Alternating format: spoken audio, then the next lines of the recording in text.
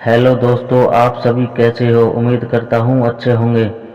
दोस्तों, इस संसार में कुछ ना कुछ रोजमर्रा की जिंदगी में नई नई बातें सुनने और देखने को मिलती हैं। आप सभी के सामने मैं ऐसी सच्ची घटना या कहानी के बारे में बताऊंगा जिसे सुनकर जो व्यक्ति टूट चुका है वह मेरे द्वारा बताई गई सच्ची कहानी को सुनकर उसमें जोश भर जाएगा। लेकिन दोस्तों, हम आपके लिए ऐसी नई नई अद्भुत कहानियां लाते हैं, तो चैनल को लाइक शेयर व सब्सक्राइब करना तो बनता है। तो दोस्तों, वीडियो शुरू से एंड तक पूरी देखना, जिससे आपके अंदर इस अद्भुत कहानी को सुनकर कुछ अद्भुत ही करने का मन करेगा। चलो दोस्तों, वीडियो को शुरू करते हैं। दोस्तों, आज मैं जो बता रहा हूँ यह गुरु और शिष्य की कहानी है। कई वर्षों पहले की बात है। एक शिष्य गुरु के पास जाता है। वो गुरु से कहता है कि मुझे गुरु मंत्र दे दो। उस आदमी का नाम चंदूलाल था। वो थोड़ा मंदबुद्धि होता है। गुरु उस चंदूलाल को देखते हैं और कहते हैं कि अगली बार आओगे तब मैं तुम्हें गुरु मंत्र दूंगा। अब चंदूलाल तो ठहरे चंदूलाल। वो पड़ गए गुरुजी के पीछे। नहीं गुरुजी, नहीं गुरुजी, मुझे दीक्षा दो। अब गुरुजी हो गए बड़े परेशान। गुरुजी गुस्से में अंदर सोने के लिए चले गए। चंदूलाल पूरी रात बाहर बैठा रहा। अब गुरुजी जैसे ही सुबह उठे तो नित्य क्रिया करने के लिए बाहर चले, तो चंदूलाल ने फिर गुरुजी के पैर पकड़ लिए। नहीं गुरुजी, नहीं गुरुजी, दीक्षा दो, दीक्षा दो। गुरुजी पैर छुड़ाकर जो भागे।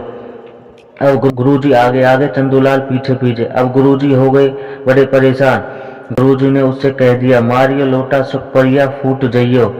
तो चंदूलाल ने समझ लिया कि यही गुरु मंत्र है। अब तो चंदूलाल सोते जागते उठते बैठते उसी मंत्र मारियो लोटा सुख परिया फूट जइयो का जाप पूरे मन से करता रहता। उसकी पत्नी ने पूछा कि यह आप क्या कर रहे हो। चंदूलाल ने बोला, यह मेरा गुरु मंत्र है। अब तो घर में सबको आदत सी पड़ गई थी। मारियो लोटा सुख परिया फूट जइयो, इसका ही जाप करते रहते। एक बार उस नगर में राजा के लड़के को भूत प्रेत का चक्कर हो गया। बड़े बड़े तांत्रिकों पंडितों से उसका इलाज कराया, लेकिन फिर भी वह ठीक नहीं हुआ। राजा ने पूरे नगर में घोषणा करवा दी, जो भी पंडित तांत्रिक गुरु मंत्र वाला मेरे बेटे को ठीक करेगा, मैं उसे अपना आधा राज्य दे दूंगा।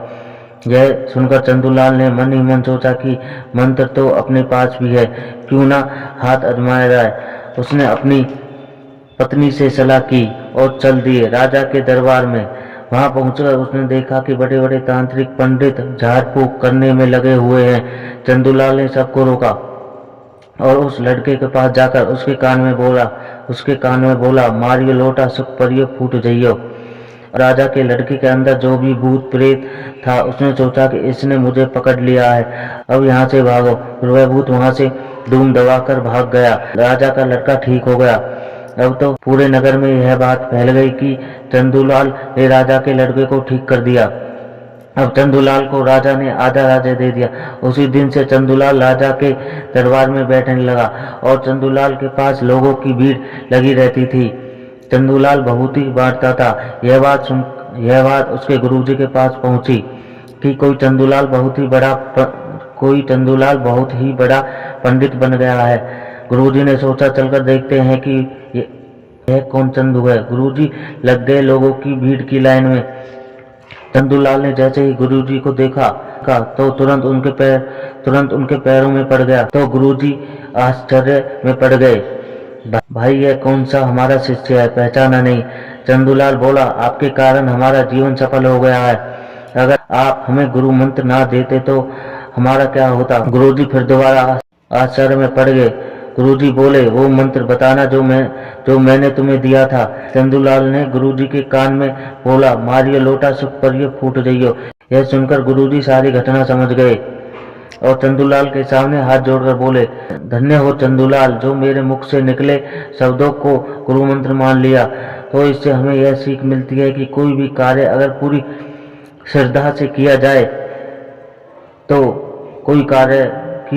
कोई कार्य असंभव नहीं होता है। दोस्तों, मेरे द्वारा दी गई जानकारी अगर आपको अच्छी लगी हो तो चैनल को लाइक शेयर और सब्सक्राइब करना ना भूलें। धन्यवाद दोस्तों।